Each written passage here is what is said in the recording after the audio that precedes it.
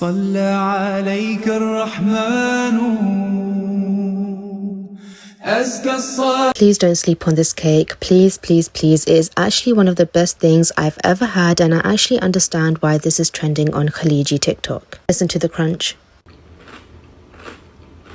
This is the Ahmed Al Zamel Cake, and this is how you make it. I'm using a box cake mix because I wanted the cake to be nice, fresh and hot.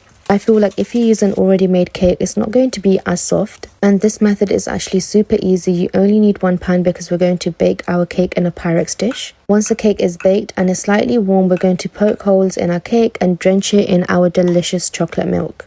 The cake is warm, so it's going to soak up all of that chocolate milk, and then you're going to place this in the fridge for around 30 minutes. Next is time to make your cream filling, which is just some cream cheese, some double cream and some sweetened condensed milk. We're going to whisk that until it is slightly thickened, and then at the same time you're going to make your chocolate ganache, which is equal parts milk chocolate and double cream heated together. Spread on your cream layer and place it back into the fridge, and now we're going to be making our chocolate crunch topping. Add some melted chocolate to a bowl, some chocolate cereal, and then sprinkle that with some cocoa powder or some chocolate powder. This as a topping is just 10 out of 10. Finally, spread on the chocolate ganache, add your chocolate crunch topping, and your dessert is ready. Let your dessert chill in the fridge for around 2 hours, and then it's time to serve. I can guarantee this is going to be a big hit during Eid this year because it is so delicious. You have to make this.